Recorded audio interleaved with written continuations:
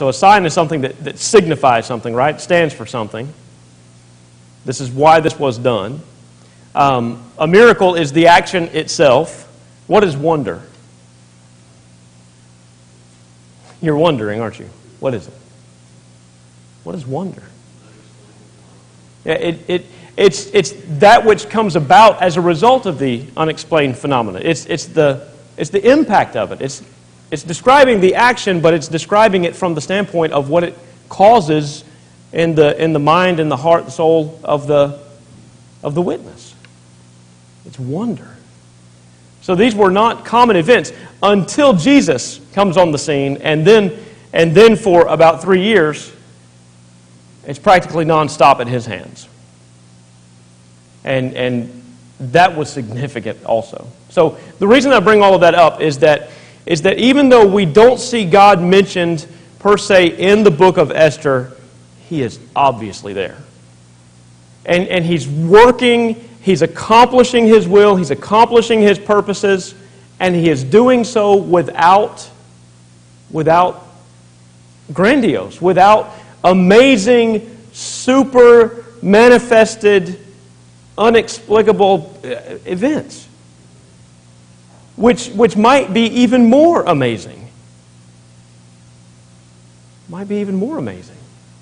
And I think that if we think about the timeline here and just watch how things transpire, how they fall out, and what it culminates in, I think that all of us should be amazed at this. The things that God can accomplish by the use of what we might say are called natural means and everyday events. It's incredible. That's the kind of God that we serve. In your everyday life, you don't see God, but He's always working. He's always there. And so, and that's what I was talking about. The amazing irony of the book is that you don't see Him in the book, but He's there. We don't see His presence. I mean, in a lot of ways, but we know that He's there. Okay. Okay.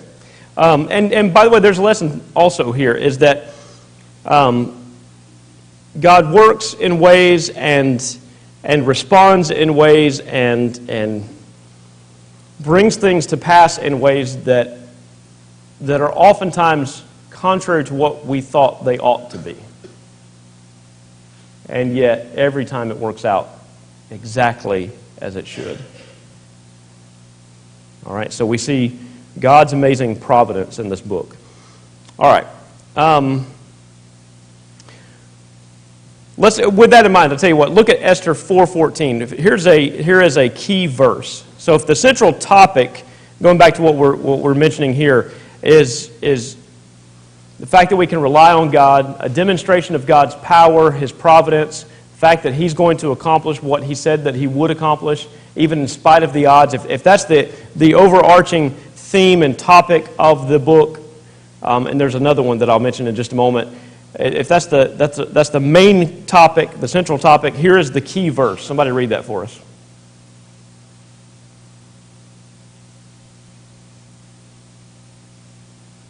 Really? 4:14, yeah.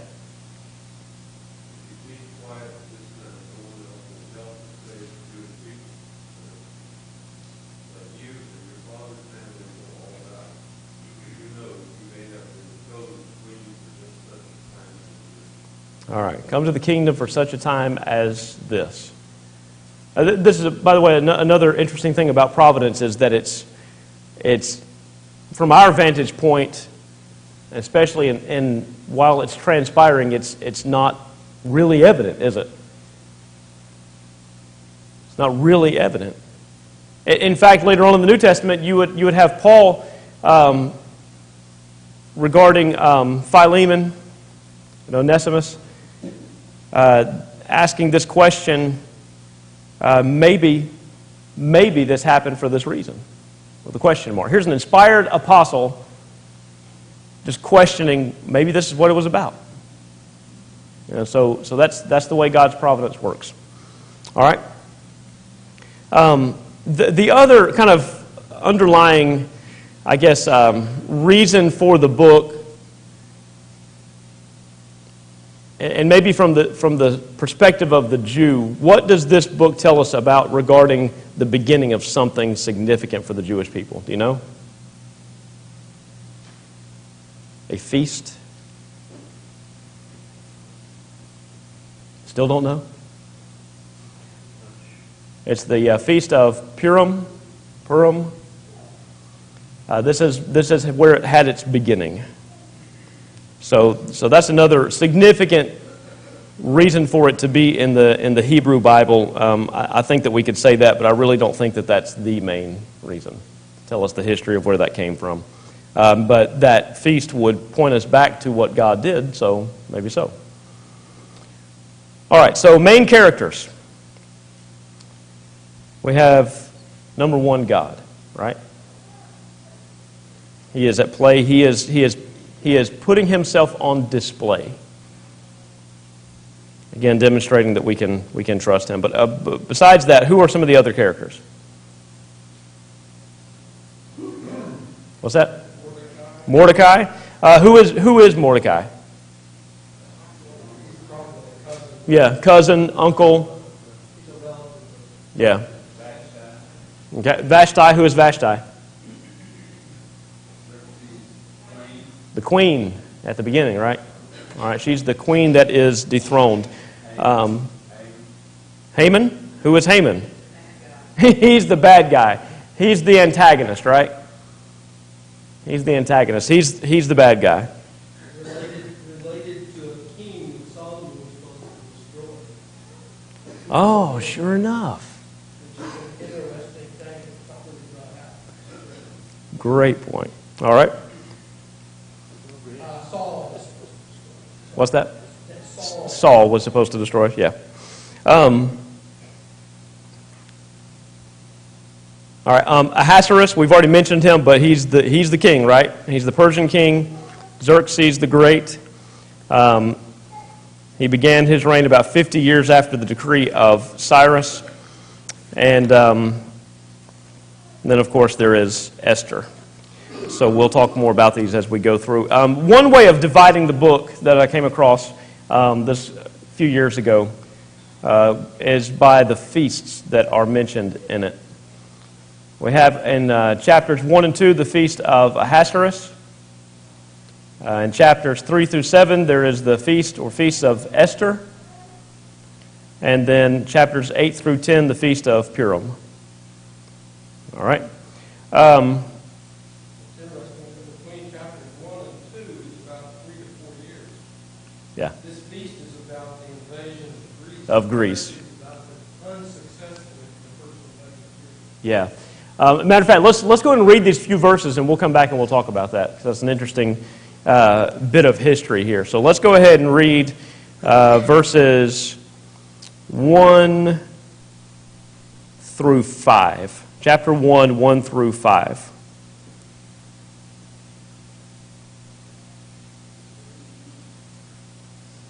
It came to pass in the days of Ahasuerus,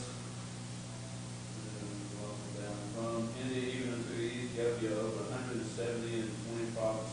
As in those days when the king Ahasuerus sat on the throne of his kingdom, which was in Shushan the palace.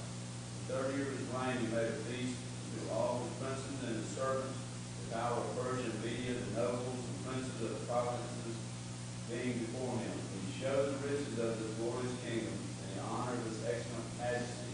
Many days, even 144 days. And when these days were expired, the king made a feast to all the people that were present in Shushan, the palace, both unto great and small, 7 days before the going of the king's palace. Okay, so for about 6 months he's meeting with these rulers, right?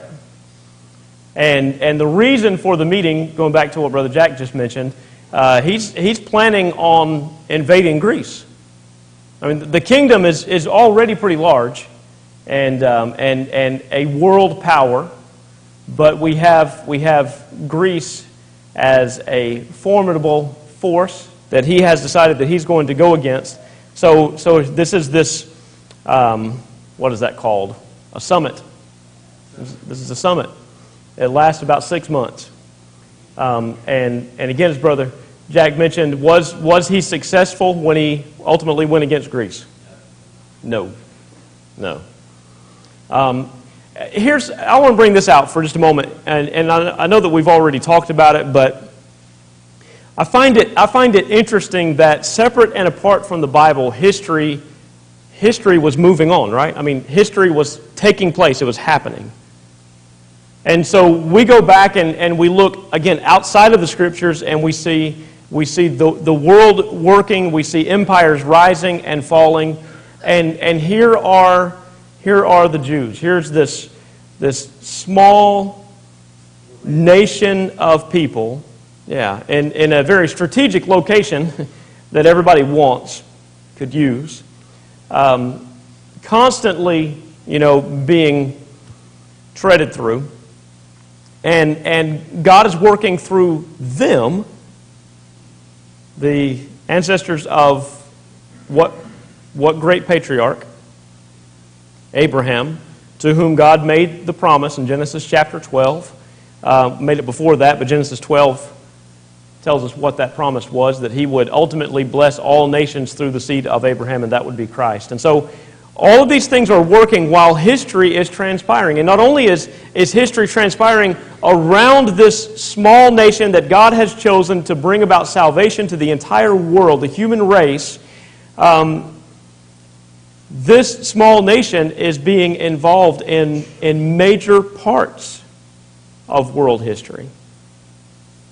And so from the secular standpoint, they're just, a sentence on a page, so to speak. But again, talking about the way that God works, I keep using that phrase or that term counterintuitively. He doesn't choose a great nation. He doesn't choose Assyria to take over the world and bring about salvation. He doesn't use Babylon to do that, although he does use them, right?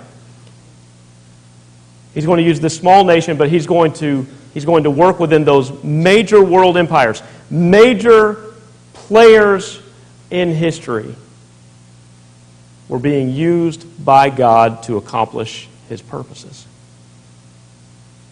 So it's interesting to me anyway that when you look at just secular history, we have the opportunity by means of the Bible to pull back the curtain. The unbelieving secular historian cannot explain why certain things happened in history with certain nations.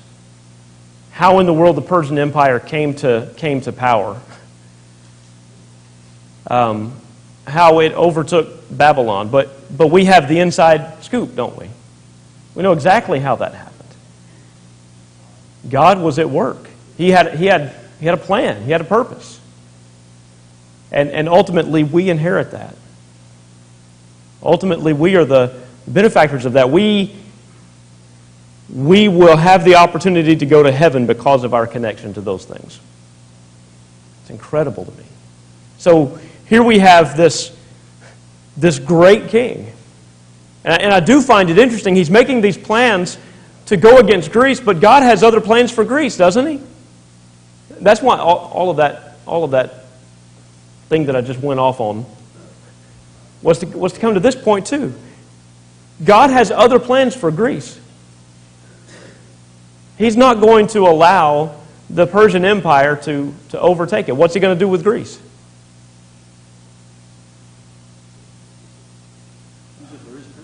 Use it for His purposes? Do it? Yeah. This is all about preparing the world. In the fullness of time, Galatians chapter 4, God sent forth His Son. The fullness of time. What is time? Looking backwards. It's history. This is God's unfolding plan. Greece is going to have some other jobs to do. And by the way, remember that during the Babylonian Empire, there is also a rather famous prophet that we study from in the Bible. Who was he? During the Babylonian Empire, he saw I mean, he was taken captive when Babylon came in. He lived even into the reign of the Medes and Persians. Who's the prophet? Daniel. And Daniel has certain visions, right? And at least one time, more than this, but at least one time, he sees a vision of the Grecian Empire. Again, more than one time, but once at least, he even sees Alexander the Great. Talks about Alexander the Great. Who's Alexander the Great was so great that is he human? People humanly said, "You're great." Yeah. Well, he did great things. But I think that I would argue, having said everything that I've said up to this point, I think that we could argue that he accomplished what he accomplished because God wanted him to, right? That was all a part of the plan. So you have these contributions from these various empires, and here we again are in the midst of the Persian Empire with Ahasuerus being the king. All right. I know that I went off on a tangent there, but that comes into play so much with what we're studying here and how we're studying. All right. So he has had this summit, the 6-month summit with these rulers, discussing plans to invade Greece. Will not be successful, but at the end of this summit, he ends up having a feast, right? Let's start at verse 6 and start reading. I'll just interrupt you like I do. Somebody start and keep going.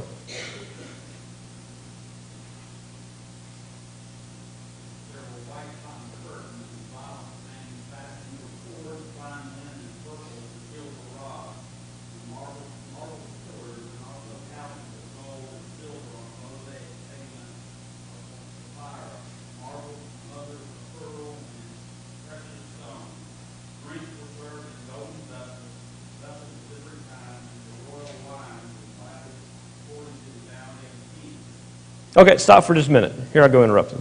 Why is that even there? What does that matter? I mean, is that just filler?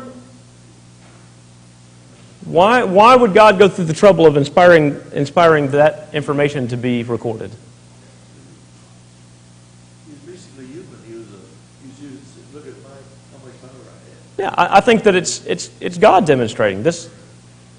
This guy, I mean, he reigns over the world. He has power, he has wealth. And again, we would argue because God permitted it. And now his people, as insignificant as they are, slaves in this land. They've been captives, right? There will be a young Jewish girl coming into that palace and changing history. Okay? Keep going.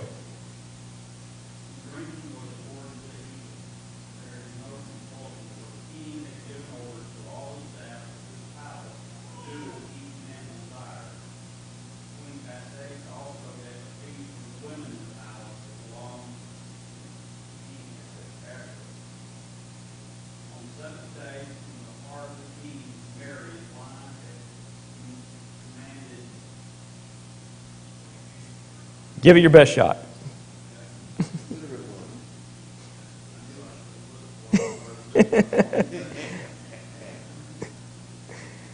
Okay, he commanded all these people, 7 eunuchs, right?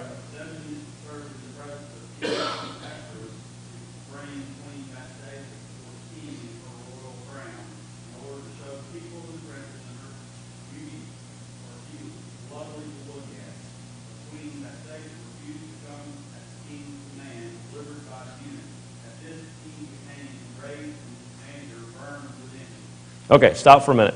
Now, I know that we say that Queen Vashti was modest, and she's to be commended that she did not go about parading herself before all of these people. But I'm not positive that's what it says. She may have just been in a bad mood. I don't know. She may have been tired of being used, and that's kind of what it seems to be. he does want to parade her in front of these people. Just as, just like he's showing off the palace and all of the furniture and this feast and all of the food. By the way, let me bring in what I got wrapped around my arm. Go get her. So she's not having it for whatever reason. Probably there is some modesty here going on. But the point is, because she refuses to play the game, that opens the door for another opportunity. But let's keep going. He said to the wise man, "Move the time, for the king, for this was the king's secret toward all who were first in the law and judgment, and then next to them being, there we go again, 7 princes of Persia and Medes, saw the king's face, and that person is the king. According to the law, what is to be done in that day is the king, because she has not performed the command of the king, delivered by the king." Okay, stop for a minute.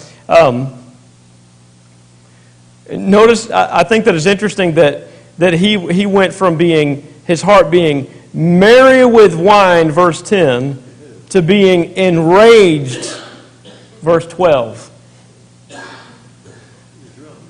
Yeah. Might have a tendency to do that, right? But this is a pride issue as well, too, isn't it?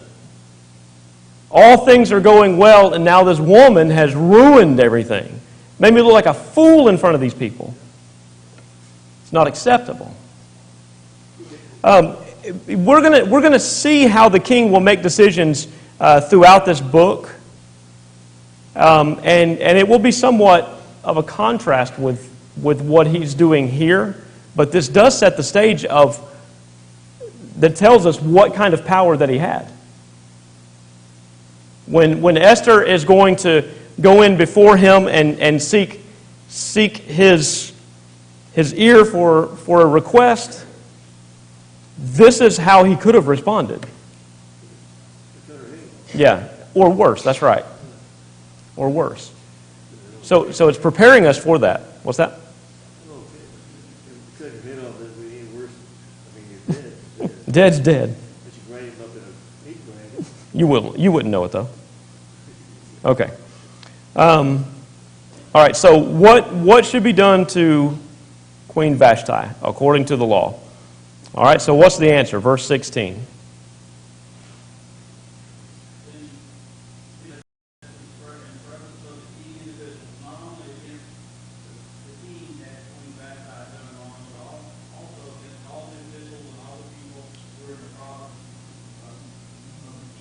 Big mistake, right?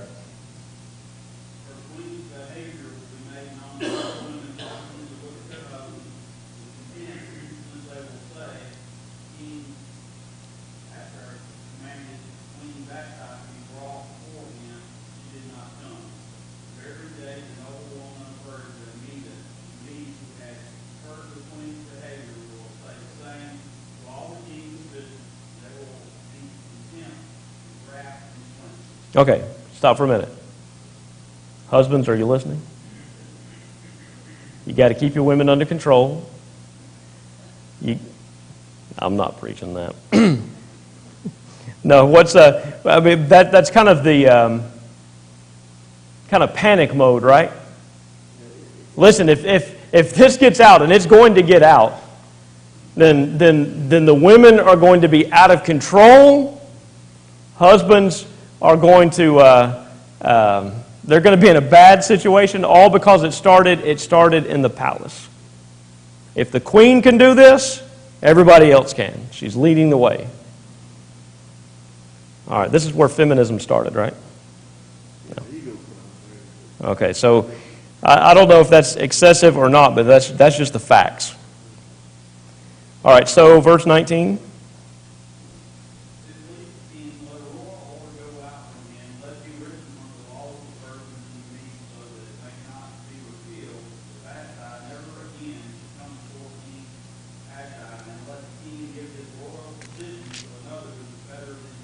Okay, stop for just a minute.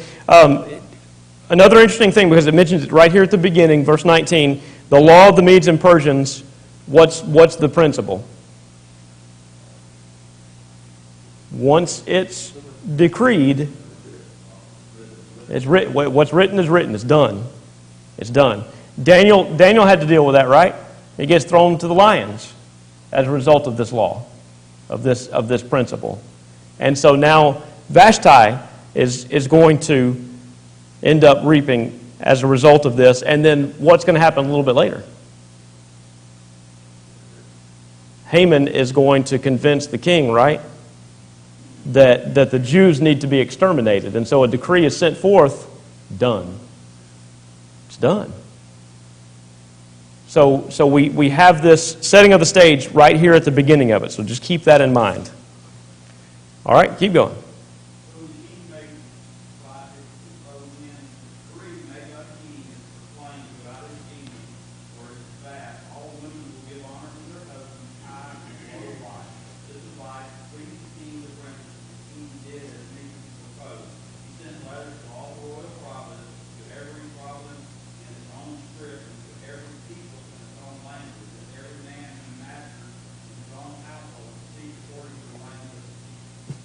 A law goes forth for women to submit to their husbands and for husbands to be the masters of their house. We're going to have to put that in law, they say, right? Put that right. Yeah. All right, so I have a feeling that was pretty much already the case anyway in this culture, right? But this one person steps out of line, this one woman steps out of line, and especially because of the position that she's in, I mean, we got to add a law to the books now. All right. So again, I think that what we have here is a lead-in to what is going to transpire, how Esther ends up in the position that she does, but at the same time, it tells us something about the mindset of this king. It tells us something about his power, his control, his pride. So the type of person that he is. So again, what we'll see in looking at this is that God absolutely is at work. God is absolutely at work.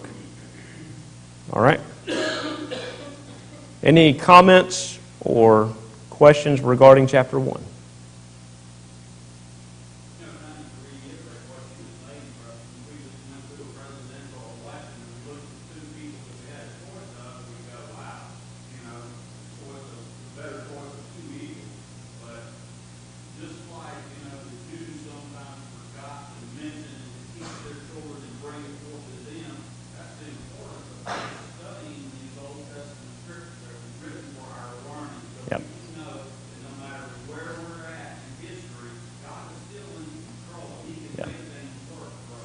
Yep.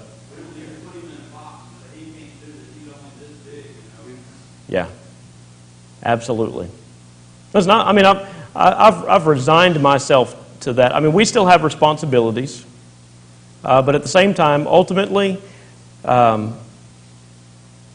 every nation will bow before him. Whether we recognize that we or any other country or leader or king or queen or whatever is under his power and his authority, whether we recognize that now or not, the fact is all are, and it will be made known. So it would behoove us then to just trust him. Just trust him. All right?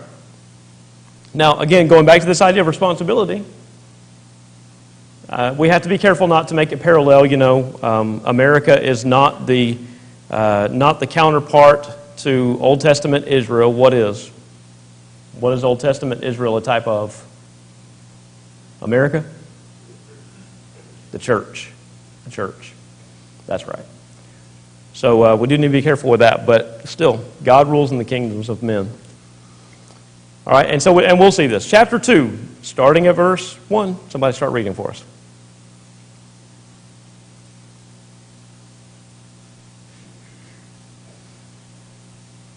We're having a hard time today, aren't we?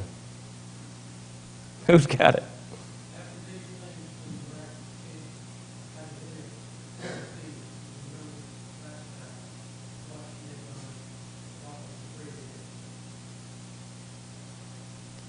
Notice that after these things, when the wrath of the king subsided, he remembered. Now, some of this might have had to do with the wine, but it looks like it had to do with the anger, right? Oh, what have I done? Keep in mind that there's 3 or 4 years between the last verse in chapter 1 and the Yeah. first verse in chapter 2. We have, He's had unsuccessful Lord of Greece, not a good thing. He's licking his wounds. yeah. He's feeling bad about lots of stuff. He's been humbled. He's been humbled. All right, so then verse 2.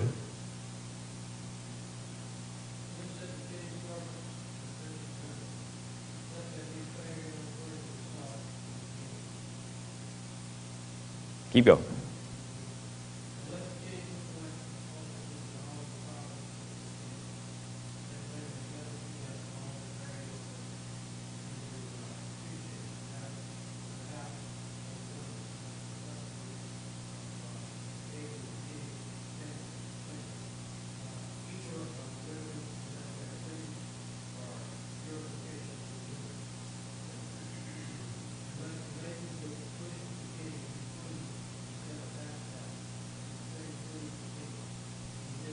Okay, so sometimes it's described as a beauty pageant, basically.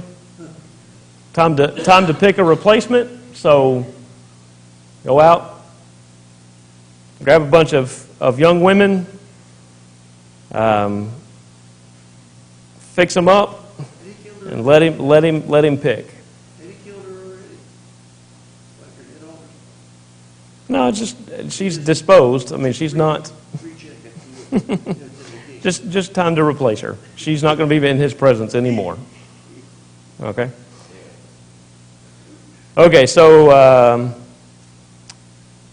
verse 5. In Shushan the citadel there was a certain Jew whose name was Mordecai, the son of Jair, the son of Shimei, the son of Kish, a Benjamite. Tribe of Benjamin. That sound familiar? Kish had been carried away from Jerusalem with the captives who had been captured with Jeconiah, king of Judah, whom Nebuchadnezzar, the king of Babylon, had carried away. So we get a little bit of the backstory. This is how he comes about being here. So Kish had been carried away. So that means, what about Mordecai? Mordecai was brought up in Babylon. Okay? But what we find also is this connection. Going back to what Doug mentioned just a moment ago, remember that one of the things that took place in Babylonian captivity, you had the building of synagogues, because they can't go back to Jerusalem to worship, right? So you had the building of the synagogues, you had the copying of the Old Testament scriptures, so that in these synagogues throughout the empire where they had been dispersed, they could continue to meet, continue to study, continue to worship. And so you had this continual faithfulness, dedication to God by the Jews. We talked about that as we introduced this particular study, but that's the background. That's why Mordecai, that's why he cares, right? I mean, he's a stranger in a strange land. Apparently has not really seen Jerusalem, and he's not been there. He doesn't really know what that's like or what it's all about, firsthand experience, but he's still dedicated to God's people. How did that come about? Because of the preparation that had taken place with God's people, finally, having learned the lesson. Okay, so Mordecai had brought up Hadassah, that is Esther, his uncle's daughter, for she had neither father nor mother. The young woman was lovely and beautiful. When her father and mother died, Mordecai took her as his own daughter.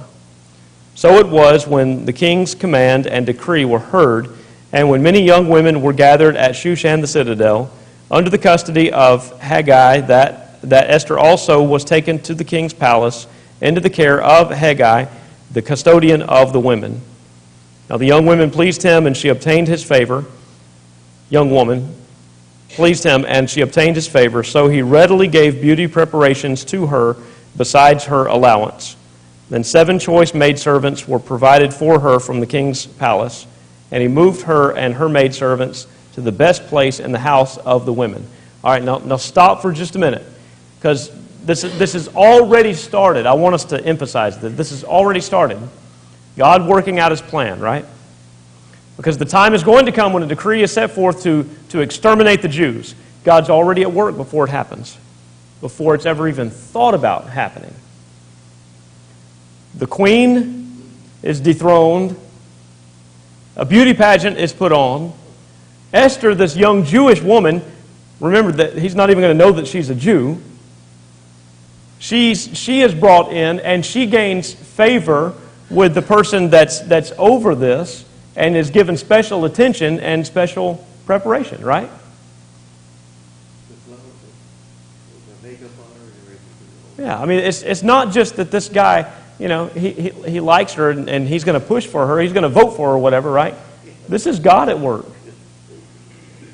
Even in these small things, every little bit counts here because of how it has to work out.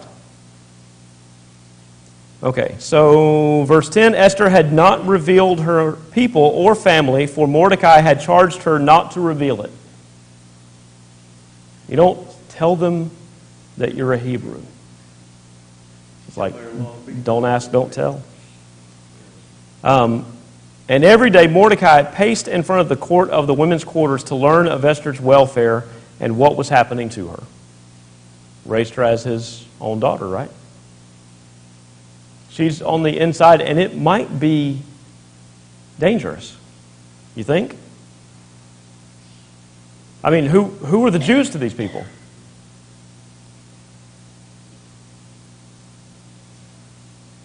I mean, ultimately, they were slaves. They were taken captive. I mean, it's been a little while, but still, they're not exactly, Persian.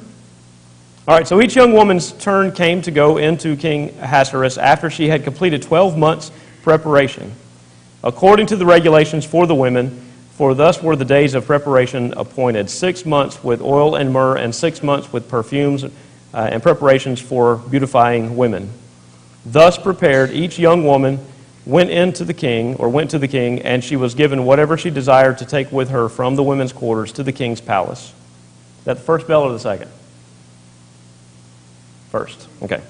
In the evening she went, and in the morning she returned to the second house of the women, to the custody of Shaagaz. Somebody have something better there? All right, the king's eunuch who kept the concubines. She would not go into the king again unless the king delighted in her and called for her by name. Somebody else start reading. 15 to 18, and then we'll stop. Who's got it?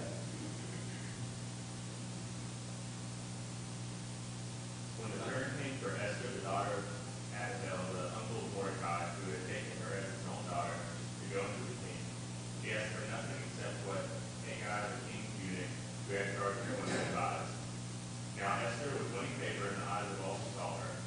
And when Esther was taken to King Ahasuerus into his royal palace in the 10th month, which is the month of Tebeth, in the 7th year of his reign, the king loved Esther more than all women. She won praise and favor in his sight more than all virgins, so that he set the royal crown on her head and made her queen instead of Vashti. Then the king gave a great feast for all the officials and servants. It was Esther's feast. He also granted remission of taxes to the provinces and gave gifts with royal generosity. Okay. Now, what's just happened, again, talking about God's providence and history moving along, a Jew just rose to the throne as queen in the Persian Empire. That's huge. That's huge. God's at work. Okay, we'll start up at verse 19 next week. Dismissed.